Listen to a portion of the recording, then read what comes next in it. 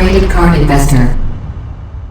What's going on, guys? It's Matt with GradedCardInvestor.com, back with another video. In today's video, I'm going to talk about which cards I think sell well in BGS graded cases. This is all speculation. This is all my opinion. It's just what I've noticed as I'm looking on eBay, looking at selling prices compared to PSA, number one in the hobby right now. Which cards perform well when compared to PSA prices? Now, I'm going to be talking about BGS 9 compared to PSA 9, BGS 10 compared to PSA 10, and a little bit of everything. Okay, so this is all speculation. This is just me, sharing what I'm observing as I'm doing the research, and also making it a discussion for everybody to consider submitting to PSA or BGS if you have these particular types of cards. So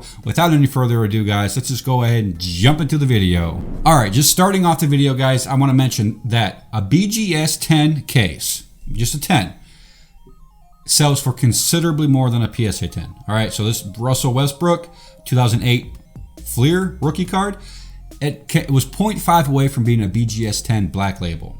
However, it got a 10 pristine, not Gem Man. This is 10 pristine, guys.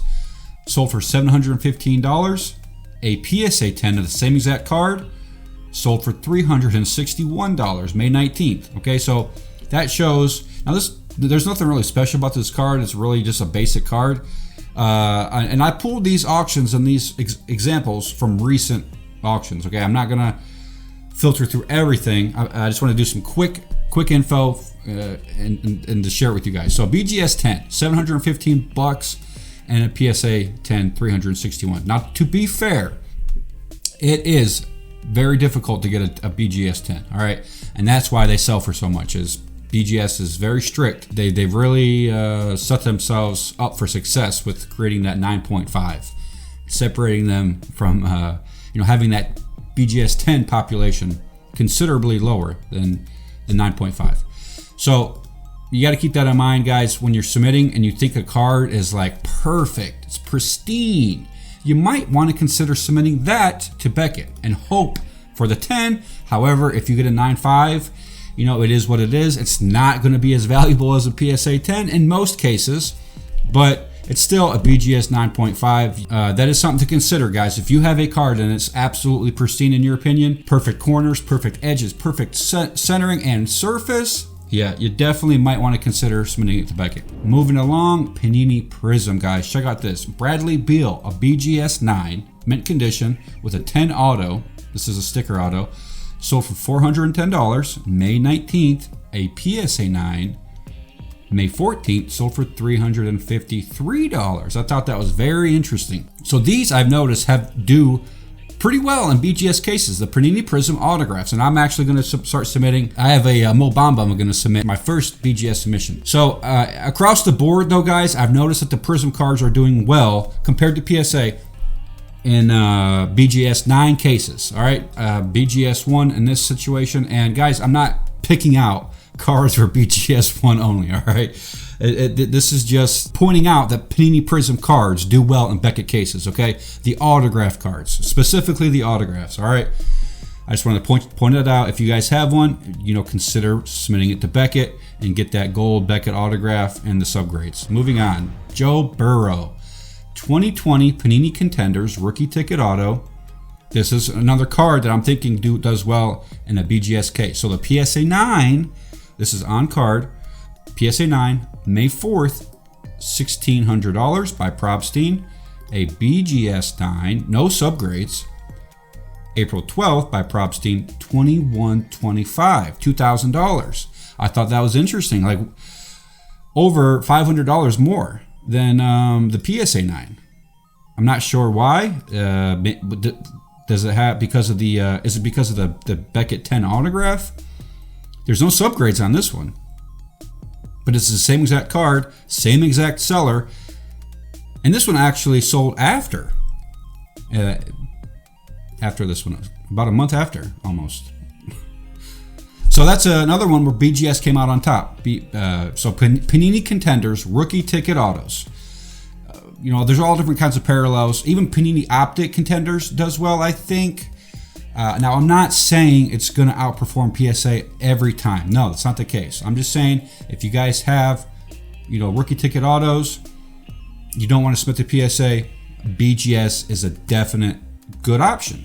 And if you like the BGS square cases, the thick cases, which I'll get more into that later on in the video on why I do like those cases for certain cards. So moving along, Eye Appeal. So the 87 Topps Tiffany. You guys know I'm a big collector of this card. The Barry Bonds, a BGS 9. Now the thing with this one is the centering got an 8.5, but I really think it's not that good. I think that's probably going to be an 8. So Eye Appeal, guys. You got to pay attention to Eye Appeal. If you submit this card and it gets a BGS 9, which that's a pretty strong grade for this card, I think, because of the bad centering. This probably would have been a PSA 8. I think that would have been a PSA 8. But this PSA 9 sold for $272, May 16th. And this one ended May 17th, so we're on the same date. But look at this, guys. Eye Appeal. Was that the reason this card fetched a much higher price? About $70 more, was it? About $60 more dollars? The good centering on this one. This is a strong PSA 9, I think. Yeah, that's a strong PSA 9. That could even be a BGS 9.5. I don't know.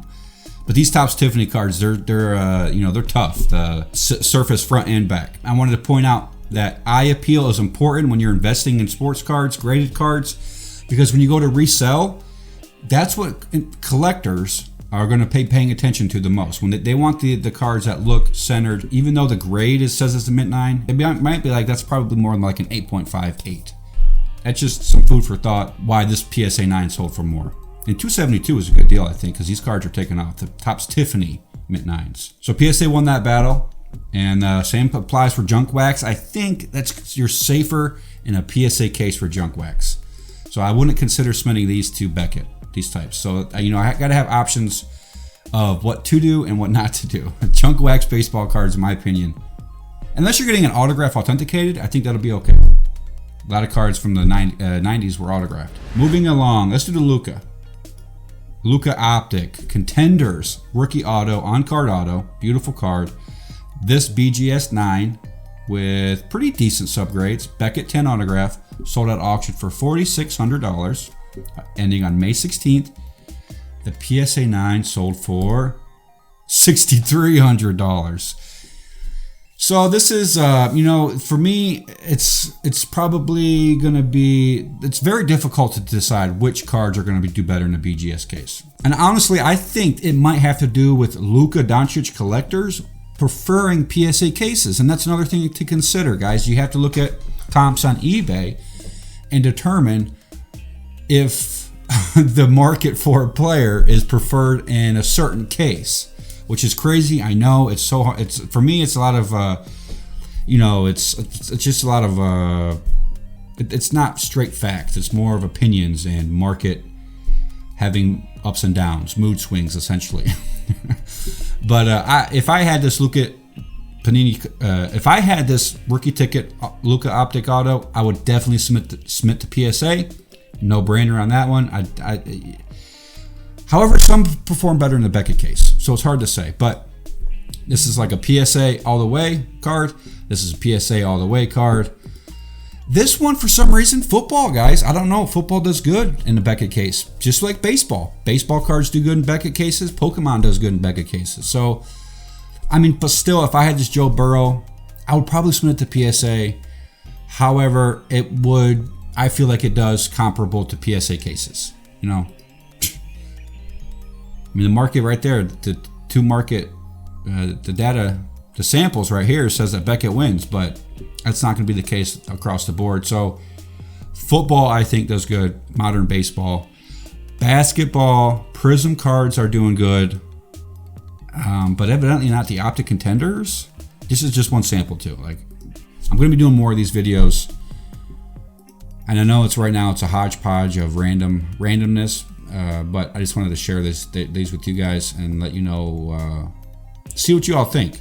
What cards do better in a Beckett case? Now I have some cards that I'm going to show you that I have. All right, guys. So when it comes to preference for me, so this is a thick patch card. This is what the PSA case looks like compared to the Beckett. And me personally, I prefer the thick patch cards in these thick cases. I'm not sure why. I just think they look better because the thick.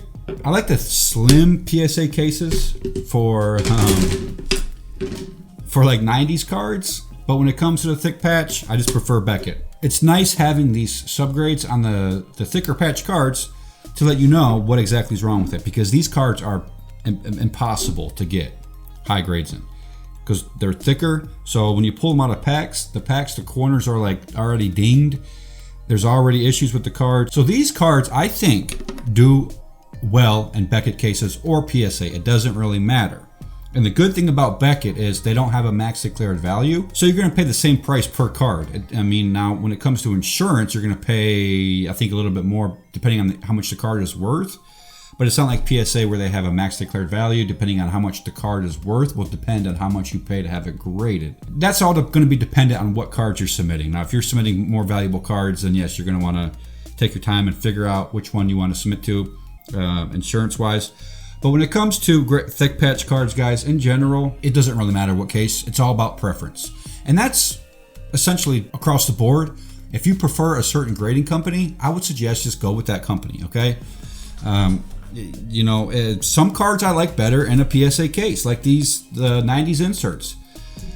So I got a PSA 8 David Robinson Scoring Kings, and then I got a BGS 9. Now, me personally, I think it looks better in a PSA case. And I think a lot of you guys out there will agree.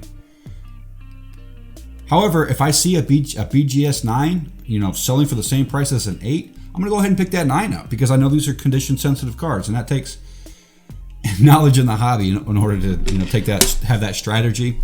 But when it comes to collecting and investing in graded cards, 90s basketball, I think PSA is going to win. When it comes to thick patch cards like this Drew Brees, it got a mint 9, but honestly, I'm a little. I kind of wish I submitted it to Beckett. I think it'll look cooler in a Beckett case. I just think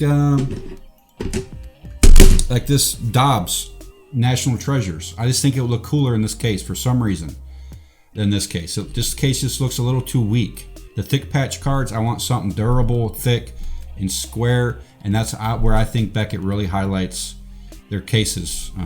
Their cases highlight is the thickness for the patch cards. Okay, moving along, die cuts. Now these die cuts, in BGS cases, I hardly ever see them crooked or lopsided. PSA cases, they're lopsided a lot of times. Beckett has that vacuum sealed plastic bag inside and displays these die cuts beautifully. And this, guys, it's out of 5, out of 25. So if collectors want these cards, they're going to pay premium prices because they're so rare. And that's where you can get away with submitting to Beckett and have comparable prices to PSA if the serial number is super low. And guys, I'm still learning this, okay? I'm still trying to figure this out. Here's a tricolor BGS 9.5. I have no problems with this being a 9.5.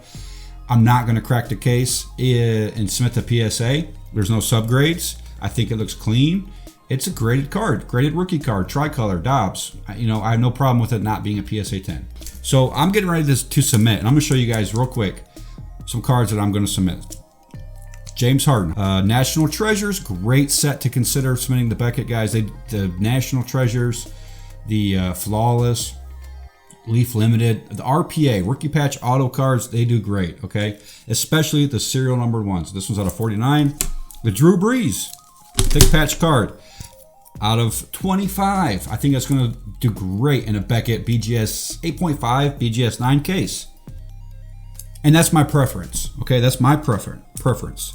And the James Harden, triple patch, auto, National Treasures, serial numbered out of 49. I actually submitted these to PSA, and the grades I got, I don't think they were acceptable. Also, the orientation of the card was off. They had one flip like this and the other flip like this. And I was like, I just wasn't happy. So I cracked the case. I'm going to submit to Beckett and hope for 8.5s, 9s, BGS 9s. Same with this one. This is a James Harden, serial numbered out of 599. I'm going to pay probably $35 to get this graded with the subgrades. I'm happy with that. If it comes back BGS 9, I'm okay with that because it's a thick patch rookie card. Auto Panini Prism, Mo Bamba, Mojo. These aren't as common as you think, and that's really where these are going to shine in any case. Also, I looked at this card and it looks pristine, so I'm going to hope for that BGS 10. And since I'm not going to get it back for a couple months because the turnaround time for all grading companies right now is pretty long, I'm hoping that Mo Bamba comes back next season and the Magic get together. So it's a prospect player that I'm kind of like a fan of, and I like collecting underdog players. But you know, that's all up to you guys. What players you want to submit. I'm just talking more about the cards, and if they look pristine, like without a shadow of a doubt, it'd be a PSA 10. I would submit to Beckett. In a hope for a BGS 10. Okay, and that's what I'm gonna do here. I'm hoping for a BGS 10, and guys, possibly even a BGS 10 black label. I'm on a mission to get a BGS 10 black label, or even just a BGS 10, because that's where I'm starting to focus on now. Those BGS 10s. I've seen how well they perform in the market, so that's my goal. I'm aiming to get some of those. Now PSA 10s as well, I'm still a fan of. So Matt Ryan patch auto out of 50, I think will do very well in the BGS 10. Football cards, I noticed football cards do well. Basketball rookie prism, now Panini Prism card specifically. Any rookie patch auto of a Hall of Fame player or somebody who's just like, you know, very hype in the game right now, do well. And you know, speculate, guys. RPAs do well. Serial numbered cards do well. Short print cards do well. Die cuts do well because they're positioned so nice. Die cuts are also very difficult to get high grades in. Like you can tell, obviously this is off center, but it's still got a 9. The center got an 8.5, but this got a 9. So if I know it's not going to be a PSA 10, why even submit it? I mean, I would much rather have a die cut, nice, perfectly centered and displayed in a BGS 9 case than, you know, cockeyed and crooked in a PSA 9 case. That's just my opinion. I have a bunch of these. I've been not wanting to submit to PSA for that sole reason. However, BGS 9 cases, I just think they display perfect. All right. So guys, that's my opinion. These are my thoughts. Let me know in the comments below, what cards do you think sell well in BGS cases? So thanks for watching. Hit that subscribe button, hit that notification bell, and give me that thumbs up, guys. I appreciate it. I'll see you all in the next video.